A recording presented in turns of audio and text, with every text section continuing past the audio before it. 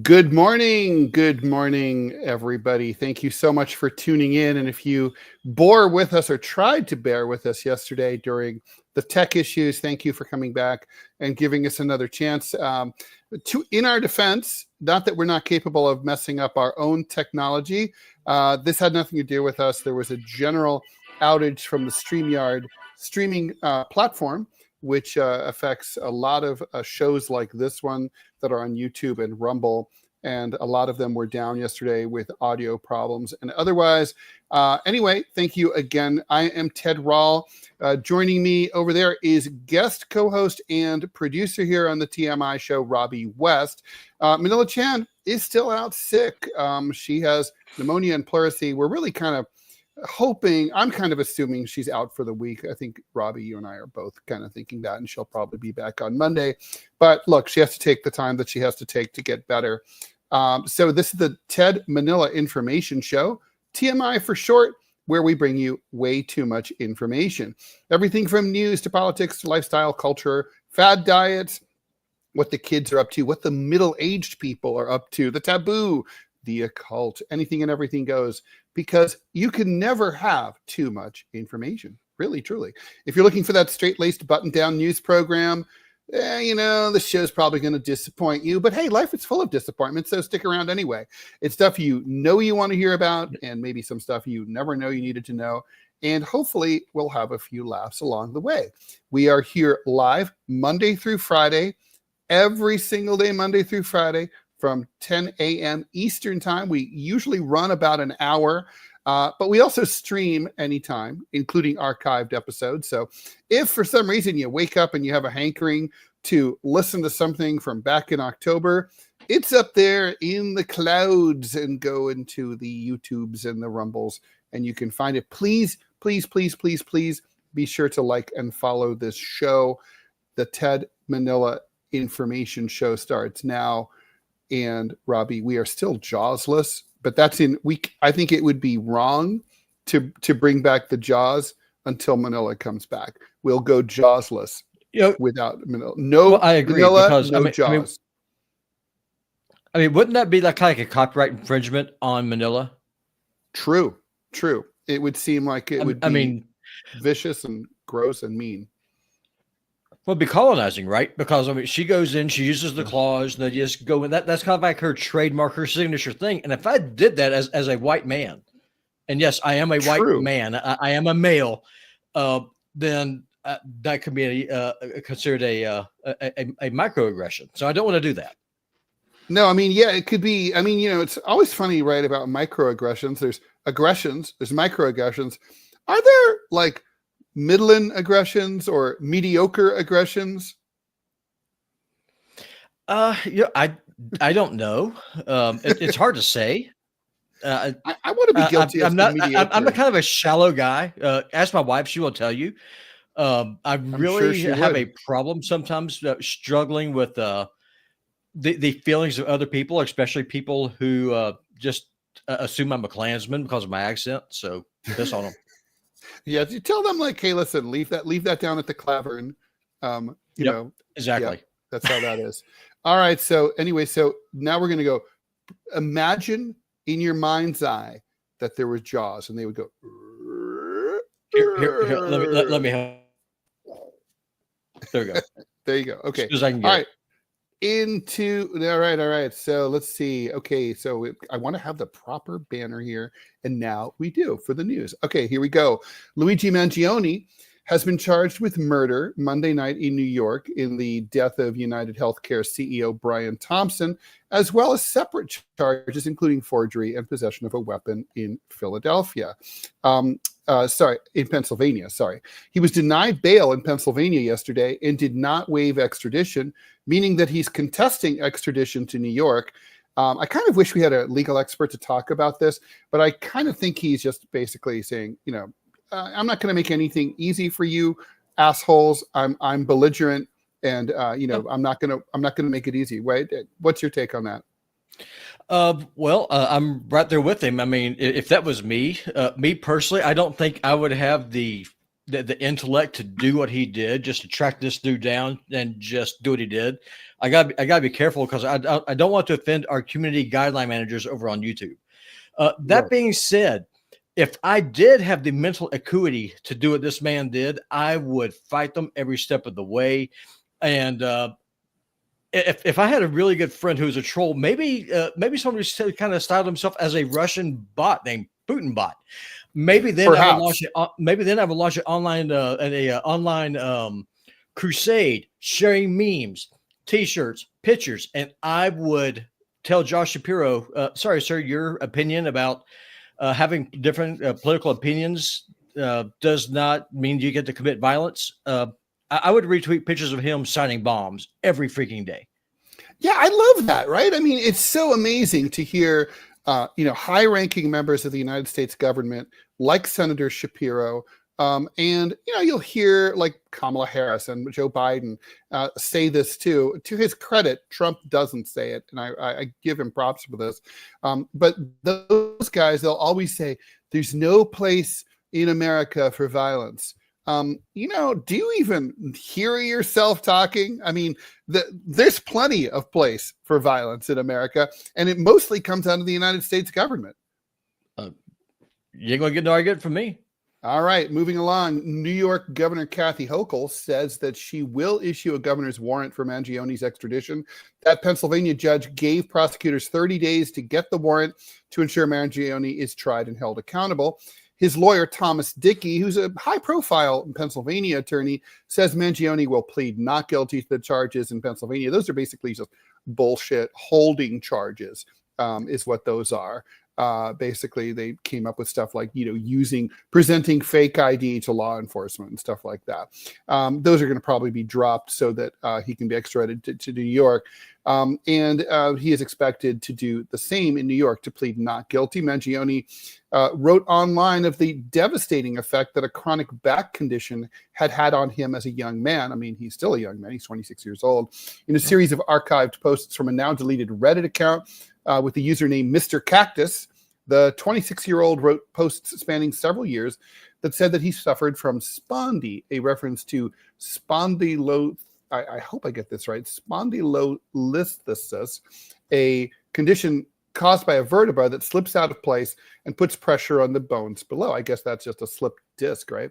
In one post, he said, it's absolutely brutal to have such a life-halting issue.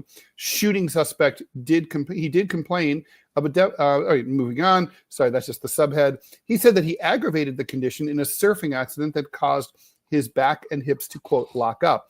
In a 2023 post on the subreddit or chat room dedicated to spondylolisthesis, Mangione wrote, when my spondy went bad on me last year, it was completely devastating as a young athletic person. Seemingly all I could read on the internet was that I was destined to chronic pain and a desk job for the rest of my life. He went on to say, however, that representation was terrifying, inaccurate, and completely destroyed me until I realized the silent majority of fusions are highly successful. Spinal fusion surgery is what he's talking about. That's where vertebrae are joined with metal plates, screws, or rods to prevent the painful effects of them moving against each other. That, according to Mayo Clinic.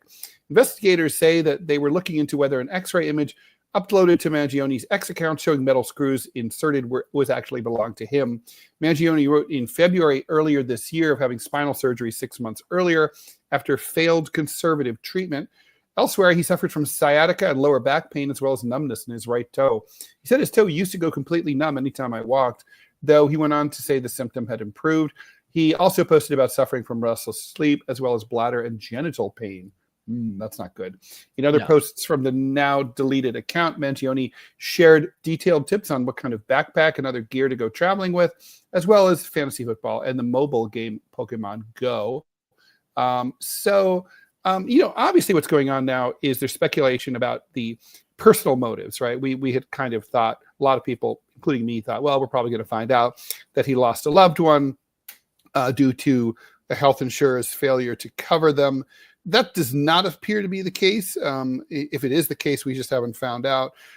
He's from a very well-off family. He was a very successful, privileged guy. He went to a private school where he graduated near outside Baltimore, where he graduated at the very top of his class as valedictorian. He went to the University of Pennsylvania, which is an Ivy League school, where again he graduated cum laude. So he did well in school. By all accounts, he was very likable, charismatic, kind, thoughtful, and popular. Like I guess, and so people are kind of like the presupposition is that he may have lost his mind, maybe due to the back pain and medications that he was on, and he was reported missing by his mother in November, just I guess about a month ago. And so he kind of went off the grid.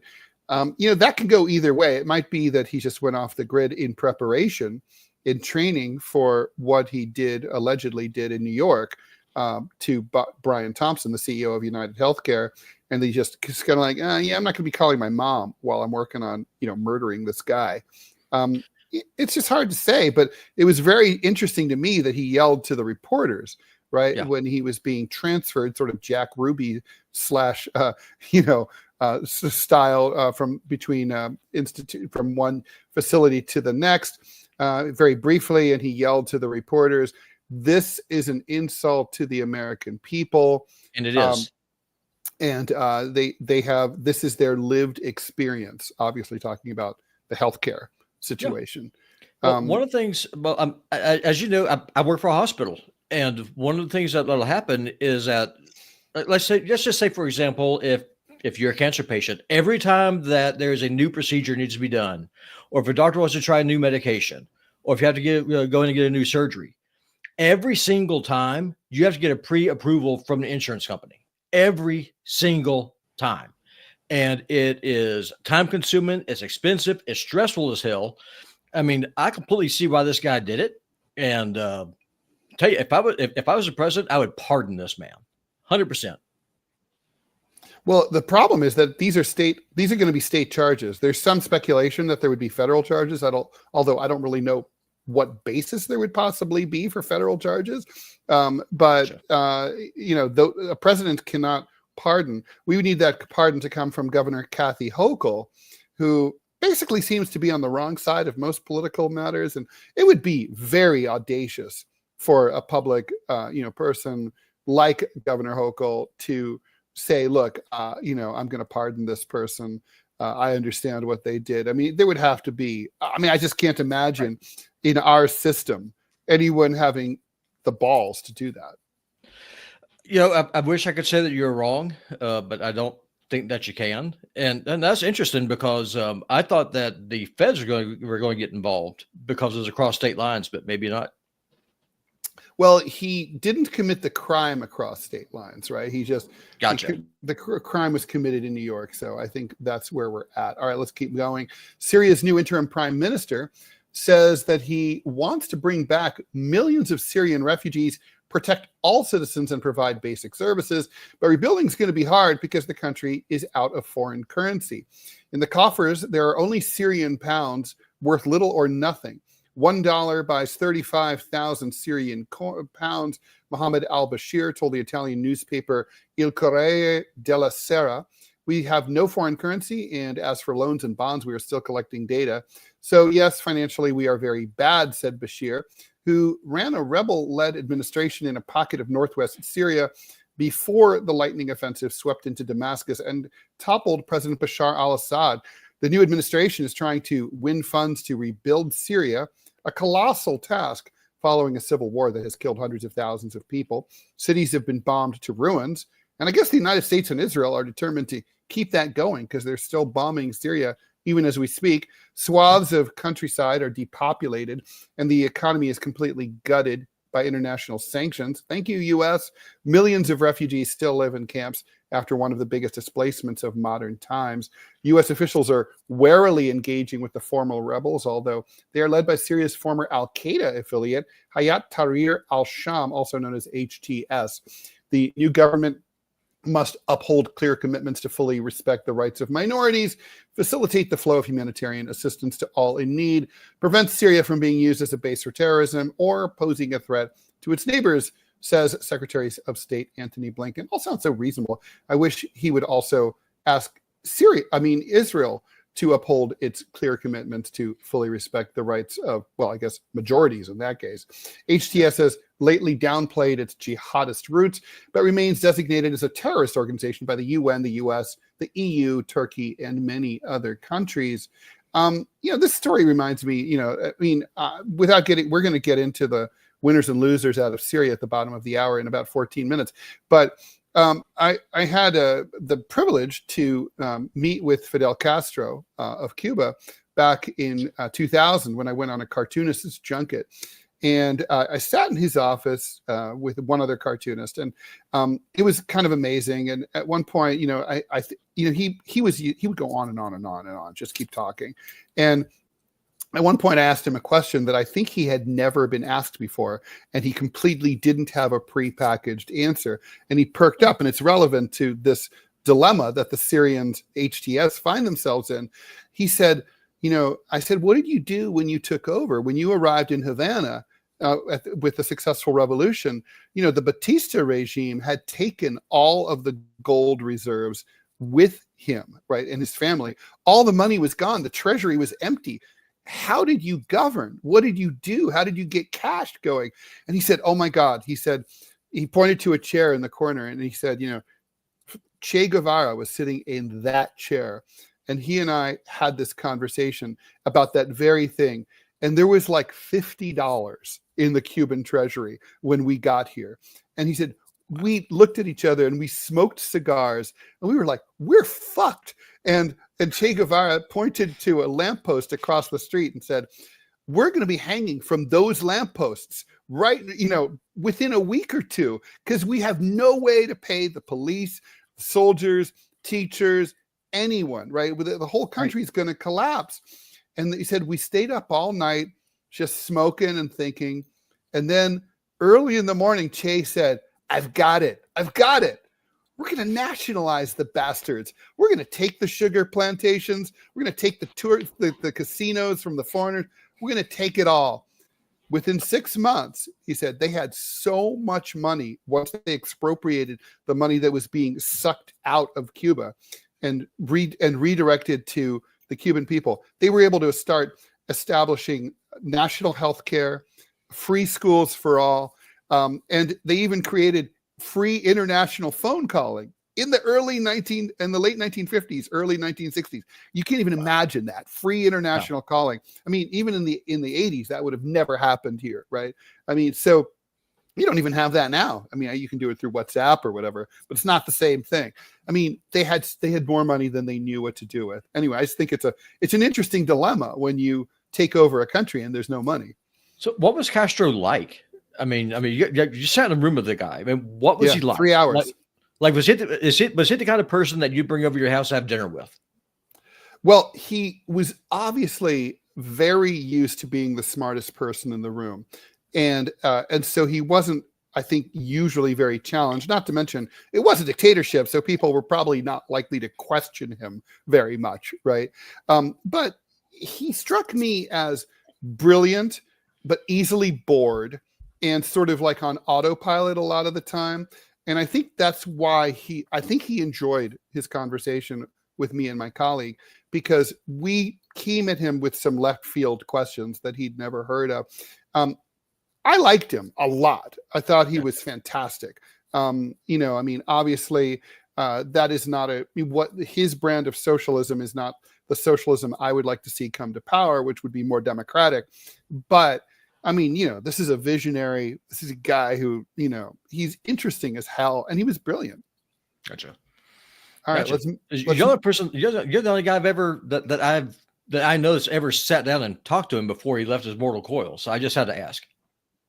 Well, he was a famously long-winded guy, and I got to say, I was a little bit worried about that, but it was also a real privilege. I was there with about 20 cartoonists from the United States, and basically the government minders said, Fidel just wants to meet you and your friend, and I'm like, what about the other ones? And you're like, yeah, not so much. Fidel's more into your work. And I'm like, yay, I like Fidel likes my cartoons.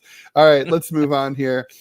Strong winds continue to fuel the fast-moving 3,000-acre Malibu wildfire that has destroyed homes and forced the authorities to issue evacuation orders to about 20,000 people in LA County.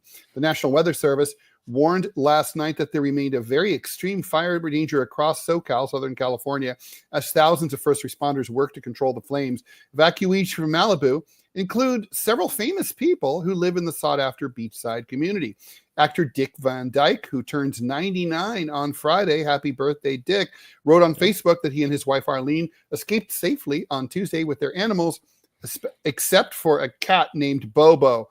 Okay, Dick, you don't leave your cat behind. Better to burn to death at the age of 98.99 than to let your cat behind. Your cat is your most precious possession, right, Clovis? Yes. Clovis. Oh, crap. So Clovis just heard this. He's going to go to California and take him out. You know that, right? Clovis is not happy about this shit. This is not right.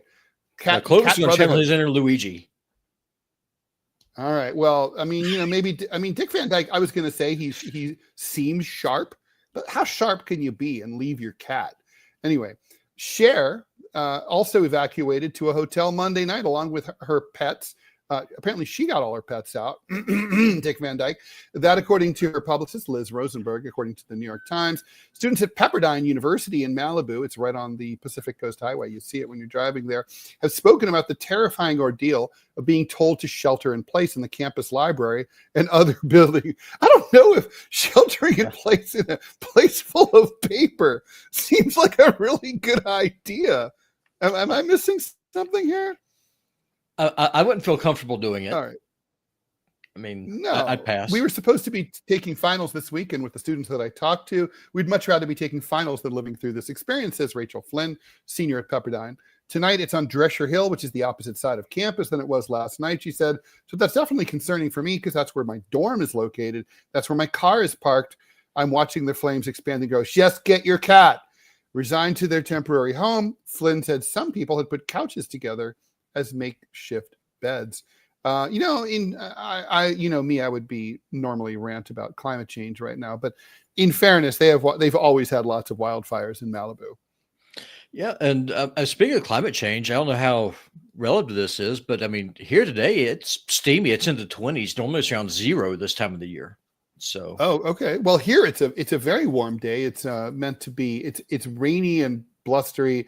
It's 58 degrees going, with an expected high in New York of 61 degrees, going down to 41. So a little bit cooler, but it's still warm for, mid-December.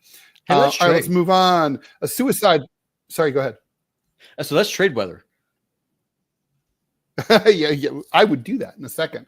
A suicide bombing in the Afghan capital of Kabul has killed the Taliban's refugee minister and 2 other. That, according to the Interior Ministry, the death of the minister Khalil Haqqani is the highest profile casualty of a bombing in Afghanistan since the Taliban returned to power in 2021. There's been no immediate claim of responsibility for the blast, which officials said struck inside the ministry in Kabul. There's no further details offered by the Taliban government, who spoke on condition of anonymity because they were not authorized to speak to the news media. If you recognize that name, Haqqani from the Haqqani Network is the uncle of Sirajuddin Haqqani. He's the acting interior minister who leads, of course, a very powerful network in what used to be called the tribal areas of Waziristan in Western Pakistan, and now also inside Afghanistan. And IS, the Islamic State affiliate known as ISIS Khorasan, ISIS-K, a major rival of the ruling Taliban, has carried out a lot of previous attacks across Afghanistan. So the speculation is that this is their work as well. In early September, a suicide bomber in Kabul, a different person, killed at least 6 people and wounded 13 others. ISIS-K did claim responsibility for that attack. I mean, this is interesting it's interesting that a story about a bombing in Afghanistan or violence of this sort is actually unusual, right? That's why it's news. I mean, that's sort of how much things have changed in 3 years since the U.S. withdrew. And obviously, Afghanistan has lots of problems, mainly due to U.S. sanctions. And their money's been stolen by the U.S. Treasury, by the U.S. government. But, for the most part, it's pretty peaceful. But obviously, there are there's factionalism in Afghanistan that has not gone away. Sure. Well, my question is, you've been there, I never have. I mean, how much control does the Taliban actually have over its territory? I mean, what does it actually control? Does it have an economy to even build? The control is considerable. I think it's fair to say that the Taliban are in control of easily 95% of the country at this point. And the reason I say that is because even before they came to power, they controlled 90% of the country. The only thing they were missing were the big cities like Kabul, and the central parts of places like Mazar-e Sharif and Kandahar and Herat. But now they're completely, they really do run the entire country. ISIS and these other factions are in places like the Panjshir Valley that used to be like holdouts of the Northern Alliance back in the 1996, the early 1996 to 2001 Taliban 1.0 period. They're going to be, the Taliban are definitely running the show. In terms of revenue, which you kind of alluded to, the main thing that they have to, the main source of revenue is basically taxes on goods that travel through Afghanistan. So the Taliban's model is they basically have made the highways safe. You can drive now from a truck, for example, full of goods from one end of the country to the other. And, the roads suck. But if you don't break an axle, or you're going to make it without being blown up by an IED or shaken down by thugs or raped or killed or whatever. And so then you can, there's a lot of goods that originate in places like India and Pakistan, cheap manufactured goods, and they make their way, for example, to the western border with Iran, or they go north to the former Soviet republics of Turkmenistan, Uzbekistan, Kazakhstan, and Tajikistan. So it's a trade route. Toll road. Gotcha. It's a toll road. Yeah. So they charge tariffs, and that's how. It's a major source of revenue, really. Hey, maybe Trump should reach out to him and ask, hey, how does your tariff strategy work? Because let's sit down and talk. Yeah, no, it's not true that tariffs don't work at all. That's kind of some pro-corporate propaganda there. All right, let's move on. It can be tricky to see sponges as animals, and I don't mean like sponges in your kitchen, but I mean the ones in the ocean, stationary and plant-like as they are. But they represent apparently some of the longest living animals anywhere. Arguably the most impressive is found in Antarctica. Now scientists say that one specimen is 11,000 years old. This sponge belongs to the species Monorhapis chuni, and they spend their lives anchored to ocean substrata via a single giant spicule. Their body is then wrapped along the spicule, forming a continuous cylinder, holding its body on a spike above the seafloor, which inspired the National Oceanic and Atmospheric Administration's description of a Monorhapis species as maybe the inspiration for corn dogs. The incredible longevity of these animals was revealed in 2012 when scientists investigated the isotopic and elemental composition of a giant M. chuni specimen skeleton. That sponge was already a big dude. He was 2 meters long and 1 centimeter thick. They say size doesn't matter, but that's wrong. But when they looked at the fine silicon dioxide lamellae that make up its glass fiber-like rod, which grow like the rings of a tree, the result of his age was absolutely staggering. At around 11,000 years old, the sponge had lived to see a lot of change as it quietly grew at a depth of 3,600 feet in the East China Sea. Over 25 years later, a team of scientists were able to glean some precious information about the climate it developed in by looking at the silicon dioxide's rod growth patterns. And so they're getting all sorts of information, Robby, about climate and how it's evolved since the last ice age. I mean, that sponge has been here since before the rise of ancient Egypt and the pyramids. It's been here since before the rise of the Khmer civilization in Southeast Asia, modern day Cambodia. I mean, basically, it goes back to ancient Mesopotamia. It's pretty amazing. Yeah, I agree. I mean, it was around when the wheel was invented, which is staggering to me. Yeah, that sponge has just been hanging, just chilling. Yep. And one thing I've got to admit, I always thought the sponges were plants. I mean, this is why this is TMI, because we get too much information. Okay. So okay. I've got to send our guest a link. So don't do this. Don't. Okay. It's annoying when the phone does things you don't want it to do. But here we go. All right. I'm just sending our guest a link. Okay. Just sent it. You are. Hey, no, you were good. Hey, but no, listen. I mean, as good as annoying as technology is, at least what we have going for us now is that if you're doing a talk show, being able to actually have sound and being able to talk is huge. And I learned yesterday I need to develop a redundancy so that way the next time that StreamYard is down, we can just jump right in, go into Rumble Studio, and hopefully avoid that annoying ass echo that we had yesterday. Because I still don't really know what the cause of that was. That might have been a microphone issue on our side, maybe. That's the only thing I can figure. So I've sent the link to our guest. Yeah, well, I mean, it could have just been one of those things. It's kind of like you just get a clusterfuck where everything is going wrong all at the same time, and that definitely seemed to be the case yesterday. 100%. And so, yeah, it's I don't know. We can just get into it and talk to, I mean, oh, by the way, there was some kind of talk about doing about some alternatives to StreamYard that was in the chat yesterday on the Rumble feed. Yep. So, or maybe it was in YouTube. So we should look at that because we do need like a plan B and a plan C. No, well, 100%. And no, kind of going through yesterday, but I was thinking about it, just kind of doing the autopsy. I think that the issue probably was on my end because, as people who are watching know, I stream a gaming channel. I am PutinBot. I'm PutinBot Gaming. And so when I tried to use OBS to make it tie into Rumble Studio, it was trying to go through my channel. And so that very well could have been the problem. So I may just need to build an entirely different profile just for the TMI show. That way, if and when this happens again, it'll just be a more of an easy and seamless transition over. Besides, I like Rumble Studio more, but that's just my personal preference. Yeah. But the fonts in Rumble Studio suck. You're a font guy. I'm not. You're a cartoonist. I'm a dumb redneck. I don't care about fonts, but you do.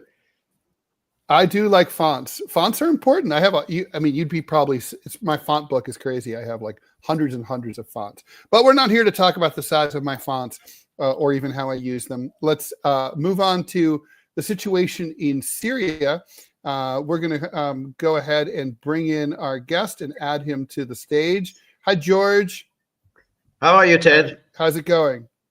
Good. How about you? Good. All right. Let me go ahead and tee up the topic and introduce you. Ties between Syria and Russia go back not only through the Soviet Union, but even back to Czarist Russia. Now, presumably, because Russia is so focused on Ukraine, it was unable or unwilling to save its ally, President Bashar al-Assad, from getting deposed by Islamist insurgents, also known as HTS. Assad is safely in Moscow, but Damascus, what happens there next is an entirely different matter. As we talked about in the news headlines before we brought you on, George, the new government or the insurgent government is worried terribly about the fiscal situation and says that they don't have enough hard currency in order to run the government. Americans who remember the optimistic coverage of the fall of Baghdad to U.S. troops in 2003 and the toppling of Saddam Hussein know better than to take similar images and coverage as pure optimism in the way that they're being presented. So we're bringing in Dr. George Szamuely. He's a senior research fellow at the Global Policy Institute, author of the books Bombs for Peace, NATO's Humanitarian War on Yugoslavia. George, thanks for joining us. Well, it's very good to be with you, Ted. So, George, what are your thoughts broadly?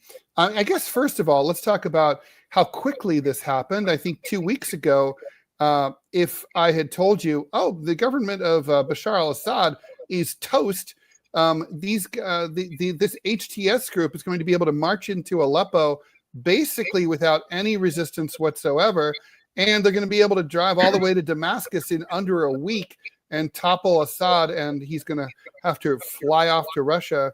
never to be seen or heard from again. Would you have believed me?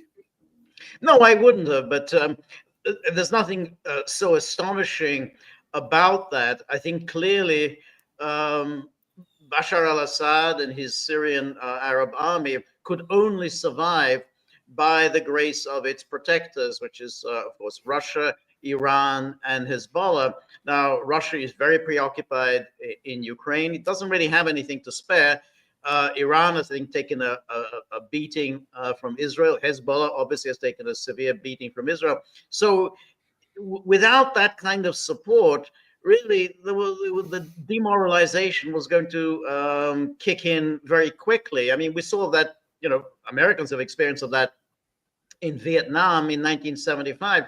Once it became clear to the Saigon government that the United States was not coming in, even with air power, or even with providing them with some kind of weapons, then it was over, and the army just collapsed and ran away. So it's not so surprising. I think as far as the Western powers are concerned, and that means United States, Great Britain, Israel, and Turkey, I think it's mission accomplished. I think they created a chaos, and I think chaos was always the goal there. And now they've got a dysfunctional state. And when you've got a dysfunctional state, then you can put it to all sorts of uses. And the Americans are actually very good at doing that. What kind of uses do you mean? To become a center for global terrorism. You just send people out to create problems for your adversary states. Russia obviously is going to be targeted for terrorists. I think there's going to be, the terrorists infiltrating into Russia. I think Iran obviously will be targeted. And I think China is going to be targeted. So here you've got a whole bunch of people who don't have very much money. They don't really have any jobs in Syria. So the United States can provide them. That's relatively cheap, give them enough money, and send them on their way. It's kind of what happened after the fall of Afghanistan in the late 1980s. Hezbollah in Lebanon took a huge hit from those from that Mossad and Shin Bet pager attack a few months ago. They don't seem to have ever really fully recovered, not to mention the bombing campaign by the IDF. Is that next? Is Hezbollah now in real trouble? The old joke in the 1980s was, if you take Syria, you get Lebanon for free. Is Lebanon now on the ropes? Well, I think Lebanon, yes, it is on the ropes, and I think the Israelis can go on pounding Lebanon, particularly pounding Hezbollah, to their heart's content. This is what the Israelis do very well. They don't do particularly well in hand-to-hand combat. They're not going to send their forces into Lebanon, but they can go on bombing and bombing and bombing, and they do have an effect. And we've seen that Israel has been bombing Syria pretty much on a daily and nightly basis for many, many years, and it's had an effect. I mean, without question, it's weakened Syria fatally. It weakened the Iranians. I mean, there was an Iranian presence in Syria from the Islamic Revolutionary Guard Corps. They've taken a pounding from Israel, and of course, Hezbollah has been weakened. So it does have an effect after a time, the Israeli bombing, and of course the brutal sanctions imposed by the United States. All of that weakened Syria fatally. So by the time the HTS under Turkish auspices, who've been receiving very substantial financing from Turkey, so much so that the people in Idlib were living much better than the people living in Syria proper. By the time they mounted their offensive, Syria had already taken such a beating that it wasn't able to provide any kind of resistance. So HTS is. Go ahead, Robby. All right. I just want to say it's a pleasure to meet you, Mr. George. Been following you on the gaggle for years. Now, my question to you is: with the fall of Syria, is Iran's proxy network in the West, is it dead? I think so. I mean, I can't see very much, left. I mean, there's the Houthis, but they've minimal impact, and whatever impact they have, I think the Houthis will be targeted.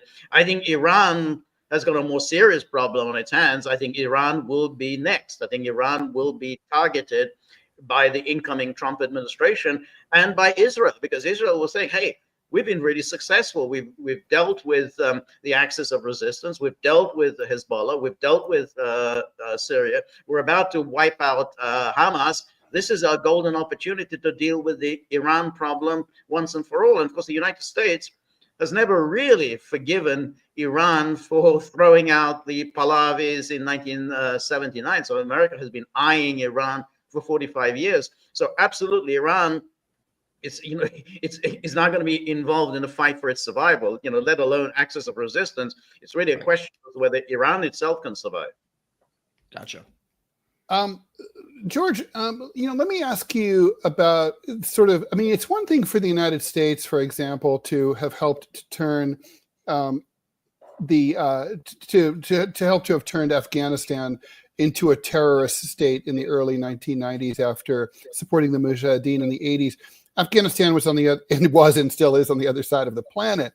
But from the standpoint of Turkey and Israel, why on earth would they be willing to have an HTS come to power and basically have a ragtag group of former Islamic State, Al-Qaeda, and other, Al-Nusra Front and other radical Muslim fundamentalists come to power right smack on their border? Why on earth would they want that? Why weren't they happy with Assad? I mean, I would have been, if I were the Israelis, I would have been like, we can work with this guy. We know who he is. He's not dangerous to us. He's not going to attack us. I mean, there's some pretty nutty people in HTS.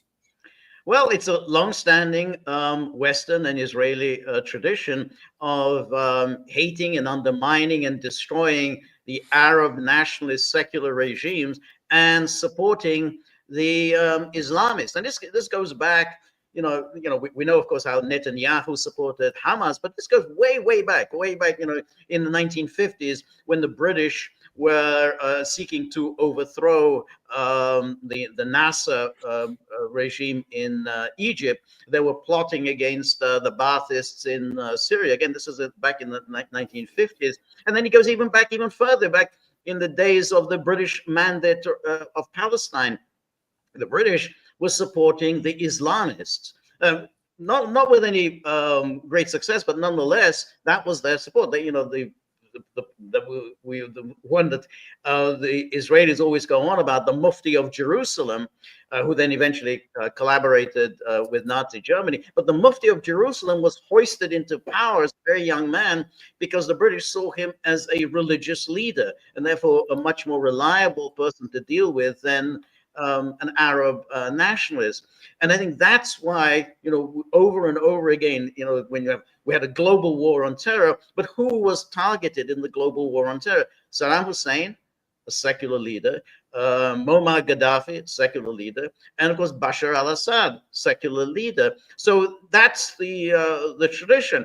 And so you're absolutely right. You would think this is the person that you want to work with, but that's not really what the Americans, the British, want. Now, the one problem they have, which is sometimes these Islamists, they go off their leash and then they turn against their owners.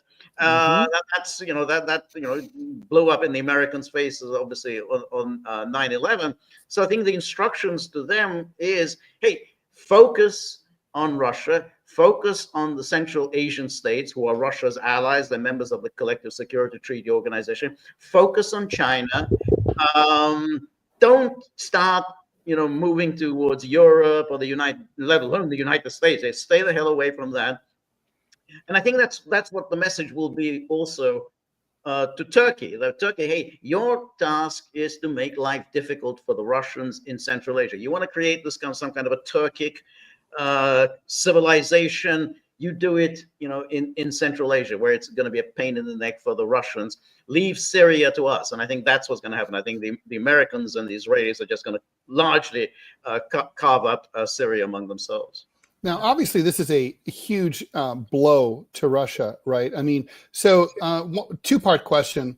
Did Russia let Assad go basically like in a chess game, saying, we've got to focus on Ukraine. We're close enough to something that feels like victory that we can taste it and we don't want to redirect any resources?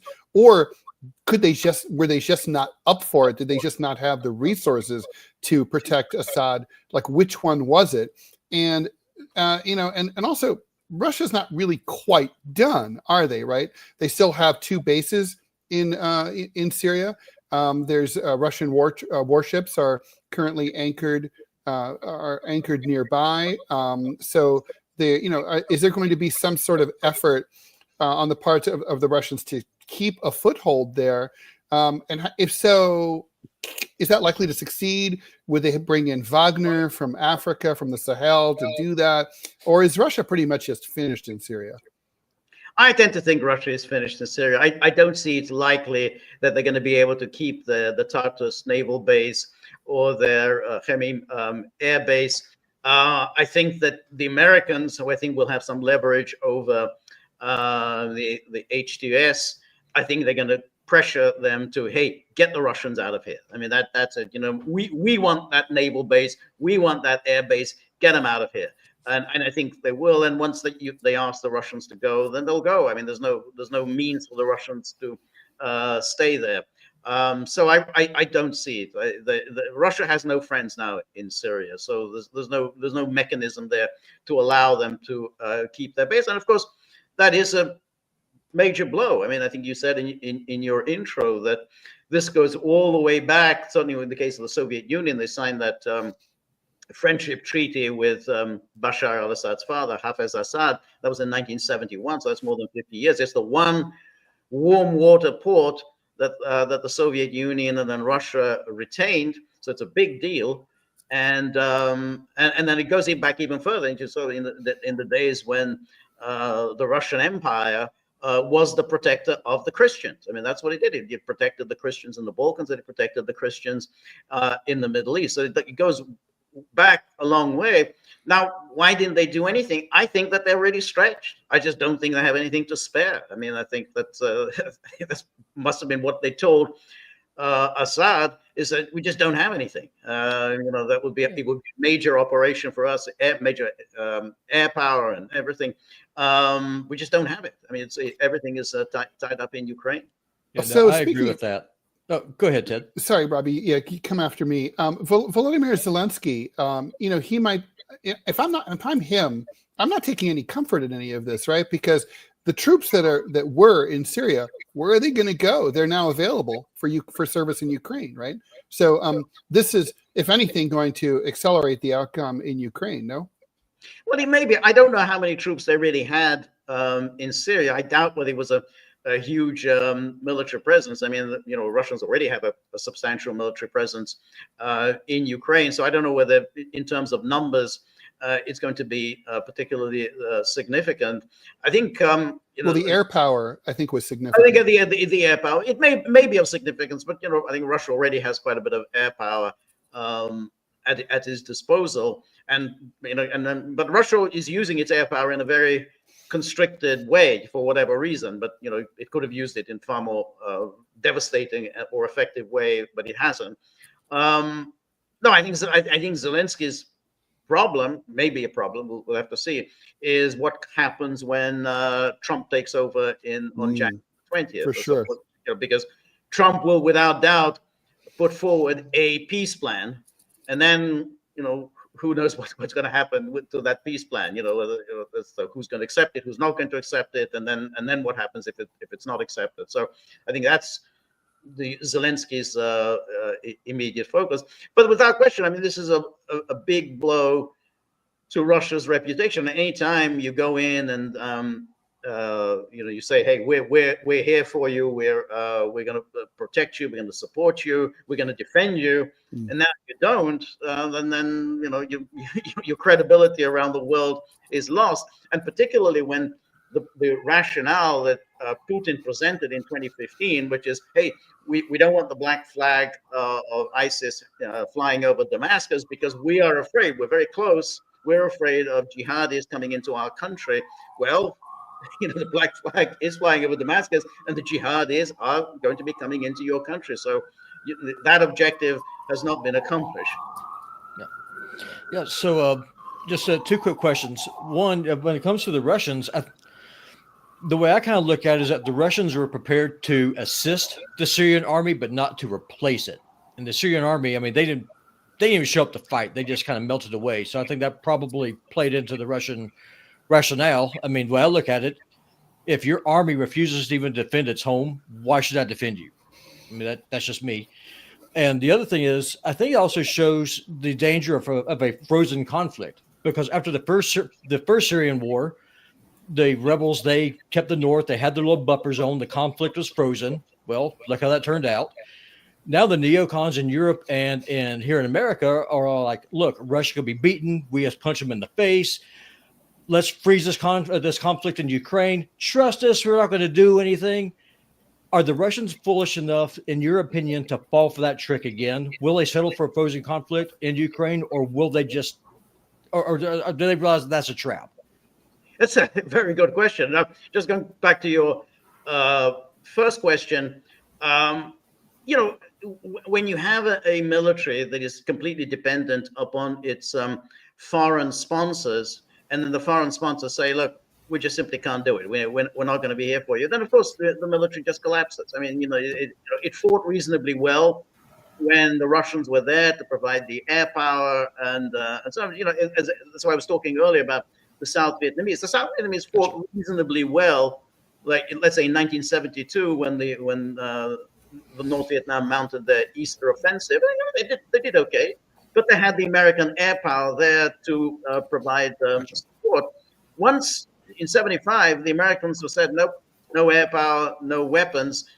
Quickly, the morale just collapsed. I mean, that's just an inevitability. So it's easy, I think, in retrospect, to blame, Bashar al-Assad, but, given the circumstances, and again, not to mention all the effect, this devastating effect of the sanctions. I mean, these were really brutal sanctions. The United States were provided, and so that everything just takes its toll after a time. But in terms of your second question, I completely agree with you, because I think that was an unfinished conflict, and I think you've defeated ISIS, you've managed to keep Bashar al-Assad in power, but he's not really, the government. That's not really the government of Syria. You've got the northwest, the Idlib province, which is under the control of, it was first Jabhat al-Nusra, then it was HTS. That was them. Is the Turks retain their presence. Then you have the Kurdish part of Syria, and they kept the oil fields, they kept the wheat fields. They're there under the sponsorship of the Americans. So essentially, it was an unfinished conflict. And when you have an unfinished conflict, then sooner or later it's going to blow up in your face, because, of course, they were using that time to build up their forces. And then, it was inevitable they were going to mount an attack. I mean, that's what happened. It's unfinished. I mean, and they had an opportunity to finish it in 2018 to 2020. But, Erdogan rushed to the UN Security Council in New York and said, oh, this is so horrific what Russia and Syria are planning to do. They're going to kill all these babies. It's going to be a humanitarian crisis.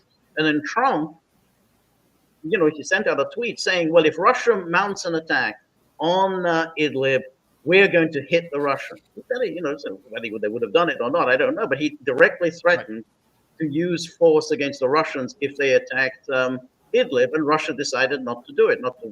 They didn't want to risk a war with the United States.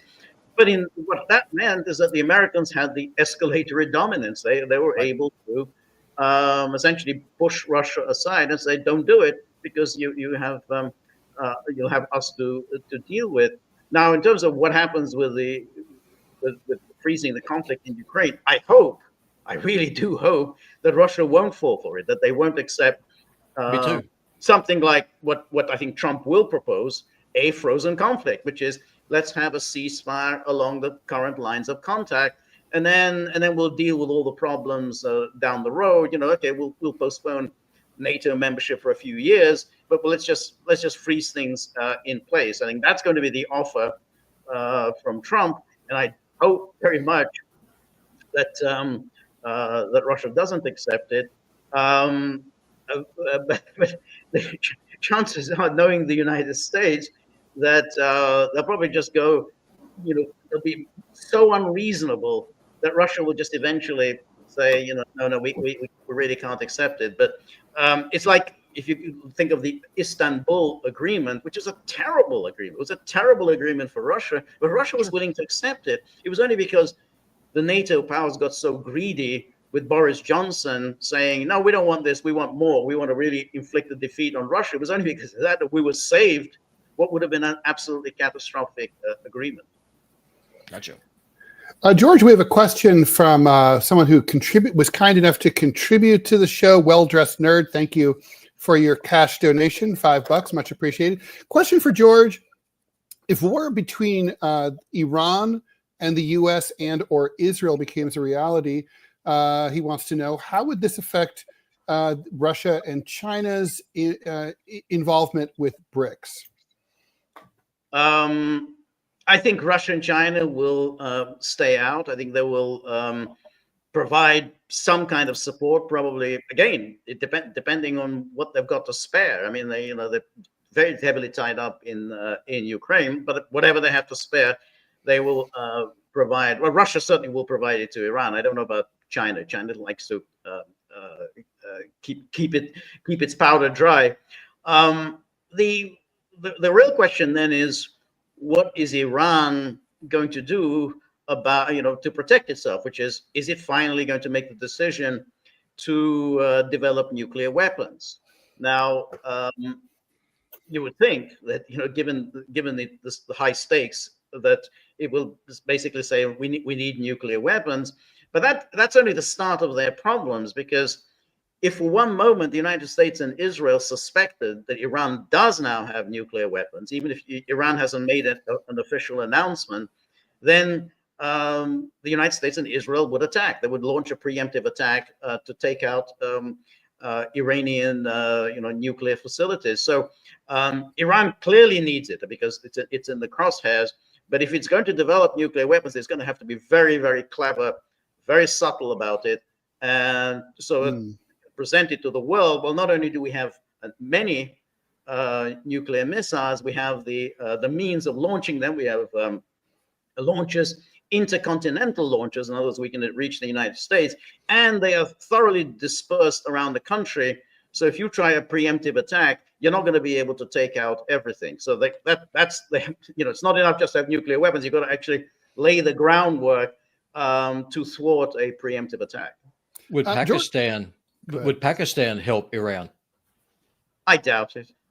I think they're going to stay out of it. I mean, it's they don't really want to get themselves involved in a war with the United States. Yeah, Pakistan has never had good relations with Iran. No, not really. Exactly. They're Sunni, and they don't have anything like that. George, one last question. Let's talk about, a lot of it. We've been talking about the foreign policy implications, but what about the people of Syria? I mean, what is this governance going to look like? I mean, is it going to be an ongoing civil conflict with the factions that still haven't come under HTS control? Are they going to be able to find some revenue source that's going to make up for all the money that apparently Assad spirited out with him? Is this going to be a radical Islamist regime that looks like something like Afghanistan or Saudi Arabia, or is it going to be like sort of Taliban light? Is it more like Jordan? I mean, what's it going to feel like? For women and ethnic minorities like Christians and even the small community of Jews in Syria? I have to think that they will move towards some kind of a radical Islam. I think the minorities are just going to be pushed out. I think it's going to be so intolerable for them, and not to mention anyone who was involved with the previous regime. I think they're just going to be pushed out. I think it's going to be they're going to be dumped on someone else, and I think that'll be the end for the sort of ancient Christian communities in Syria, but also in the Middle East. I think we're seeing the last days of this Christian community as I go all the way back to the birth of Jesus. So that's going to be that.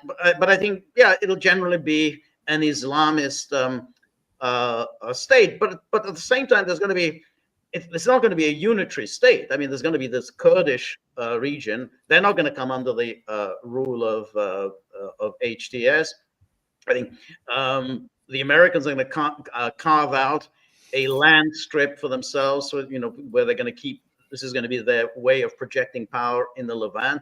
Israel is obviously already carving out space for itself, and then it's going to be bombed on a regular basis. I think it's like, well, hey, like Israel pretty much feels that it has a right to bomb anything at any time and proclaim that, hey, this poses a threat to Israel. So bombing factories, entire sort of urban conurbations, and say, hey, those, we had a threat here. So I just think that this is going to be a failed state, worse than Libya is currently, whether again there's still no government there, and again worse than the state of Iraq during the 1990s. So I think minorities are gone, and then I don't think there's going to be any kind of a unitary government for the foreseeable future.